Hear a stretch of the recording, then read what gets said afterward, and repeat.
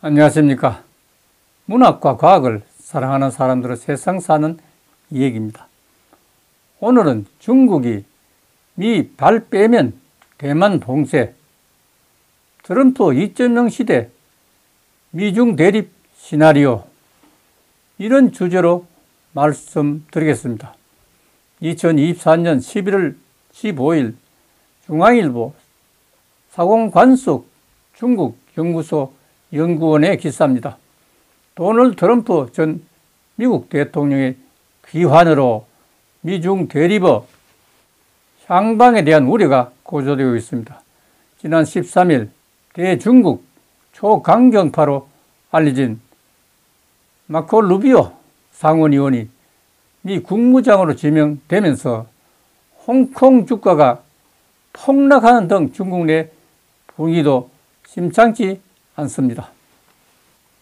국제금융센터는 지난 8일 트럼프 2.0 미중 대립 향방 및 시사성 보고서를 발간해 향후 미중 관계와 중국의 예상 대응과 한국에 미칠 영향 등에 대한 분석을 내놨습니다. 보고서는 미중 관계가 최악으로 치닫지는 않겠지만 대립이 격화하는 가운데 미국과 중국 간에 더욱 적극적인 디카플링이 추진될 것으로 예측했습니다. 또 대만에 대한 미국의 군사적 지원이 축소되거나 축소될 가능성도 제시했습니다. 쉽게 말해 바이든이 디리스킹, 리스크를 줄이는 거죠. 리스크, 위험을 줄이는 거죠. 디리스킹 전략으로 대중국 의존도를 점진적으로 축소하여 적절한 대화 협력을 유지했다면 트럼프는 중국을 극복할 대상으로 보고 강력한 힘으로 제압하려 한다는 뜻이 되겠습니다. 특히 트럼프 2기의 대중국 정책은 동맹과의 연합 전략보다는 고율 카플링 부과, 최혜국 대우 초래 등 직접 견제를 강화할 것으로 보입니다. 주요 분석기관들은 미국이 60% 대중 관세를 전면 부과할 시 중국의 실질 GDP 성장률은 최대 2.5%포인트 하락하고 대미 수출은 30% 감소할 것으로 예상했습니다. 다만 미국 소비자 물가 및 기업 비용 상승 등 부작용을 고려했을 때 트럼프가 공약대로 60% 관세를 부과할 가능성은 제한적이라는 평가도 있습니다. 실제로 2017년 당시 트럼프는 45% 관세를 제시했지만 실제로는 20% 수준에 그쳤습니다.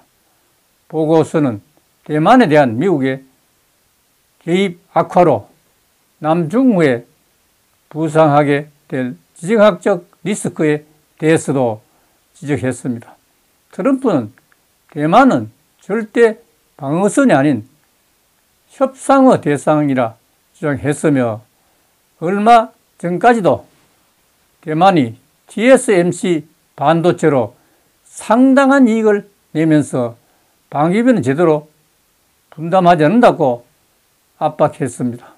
이에 대만은 2024년 국방 예산을 2017년 대비 70.6% 확대된 6,070억 달러로 대폭 증가한 바 있습니다.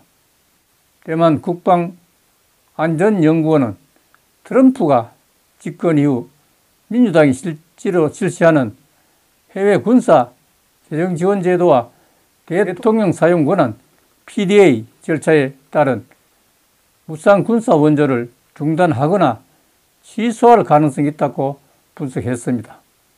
미 국방부는 2025년 회계연도 예산안에 PDA 절차로 대만에 대한 5억 달러 규모의 무기 지원 예산을 편성해 최초로 비축 무기를 제공하기로 했는데 트럼프가 이를 반복할 수 있다는 뜻입니다.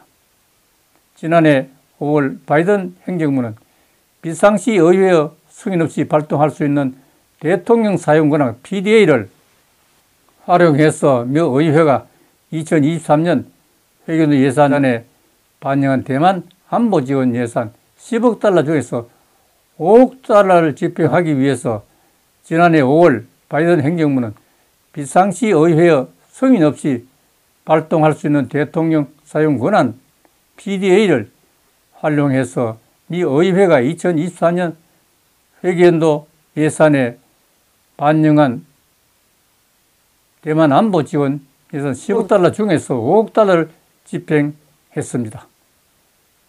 중포토 보고서는 대만에 대한 미국의 영향이 악화한 틈을 타서 중국이 대만에 무력을 사용하거나 봉쇄 전략을 펼칠 가능성이 커졌다고 우려하고 있습니다.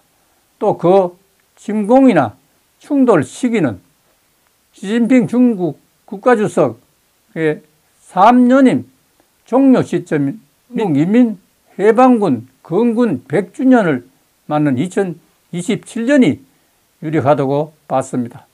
따라서 2027년이 대만 침공의 분기점이 될 가능성을 부인할 수 없다는 사실을 지적하면서 오늘 마치겠습니다. 감사합니다.